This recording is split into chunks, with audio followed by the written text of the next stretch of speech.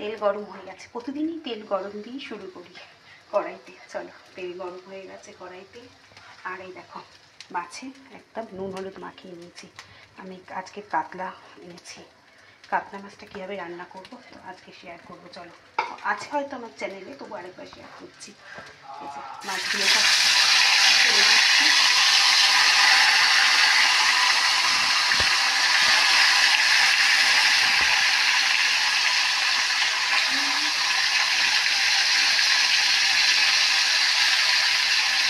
মাছগুলো ভাজা হয়ে যায়। আর তার সাথে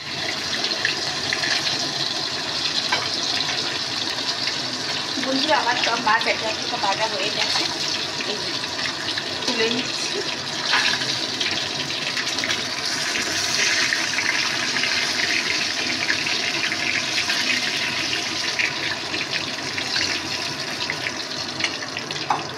এবার এই তেলটার মধ্যে দিয়ে দেবো গোটা গরম মশলা,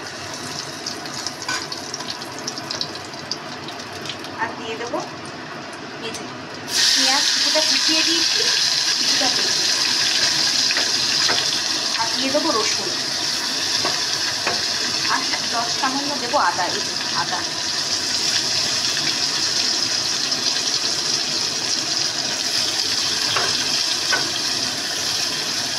এর মধ্যে পেঁয়াজটা লাল লাল হওয়ার জন্য একটু চিনি দিচ্ছি, এতে কালারটা ভালো আসে।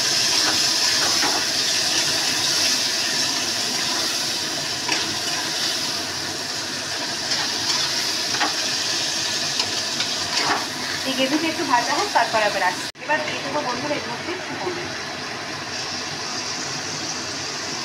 আর কালারটা একটু ভালো আনার জন্য কাশ্মীরি লঙ্কা। কিন্তু আমি এটা দই কাতলা বানাবো।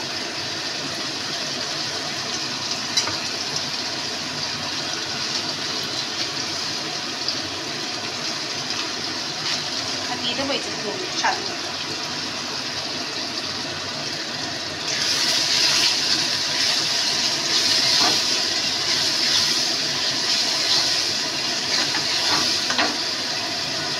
আমি যে চিনিটা দিলাম না, এটা একটু কালারটা ভালো আসার জন্য ওই জন্য দিলাম।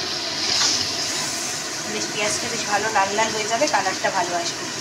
আপনারা যদি মনে করেন চিনিটা নাও দিতে পারেন। বন্ধুরা, এগুলো একদম ভাজা হয়ে গেছে। এবার আমি একটা পেস্ট করে নিয়েছিলাম, পোস্ত, কাজু, কিশমিশ, অল্প চালমগজ, টমেটো, দই সব কিছু দিয়ে একটা পেস্ট করেছি। এবার এটা দিয়ে দেবো।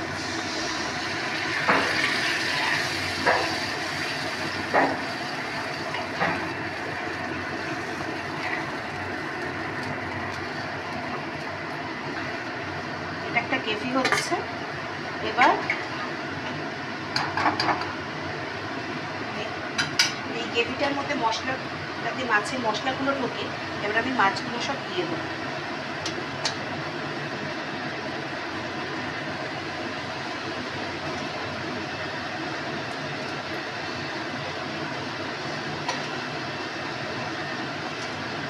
আমি একটু সরে এসেছি, আর মাছটা কাটতে বলেছি, একদম পাতলা পাতলা করে পিস করে দিয়েছে, তাই না?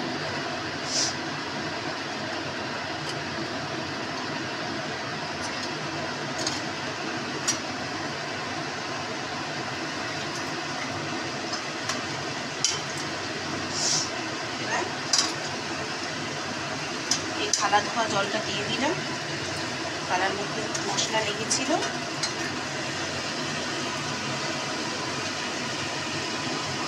এবারে আমি কী করবো, এটা ঢেকে দেবো। ঢেকে দিলে মানে মাছের মধ্যেও একদম মশলাগুলো ভালোভাবে ঢুকে যাবে। চলুন এটা ঢেকে রাখি, তারপর নামানোর আগে দিয়ে নামাবো, তারপর দেখাচ্ছি। বন্ধুরা, আমি এর মধ্যে একটু ধনে পাতা দিয়ে দিলাম, আর দেবো একটু গরম মশলা, একটু ঘি। গরম মশলা দিলে কি সাই সাই ভাব আসবে জানি না, তবে একটু দিয়ে দিলাম।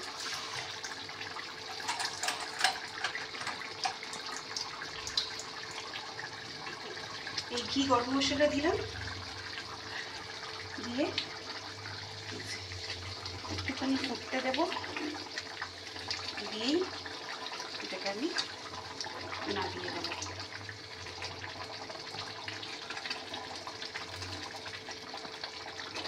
আজকে আমার দই কাতলাটা আপনাদের কাছে কেমনভাবে আমি প্রেজেন্ট করলাম অবশ্যই আপনারা জানাবেন।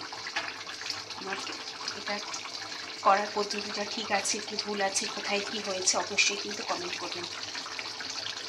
আমার মনে যেটুকুনি মাথায় আসে আমি সেরকমভাবেই রান্না করি, ঠিক আছে?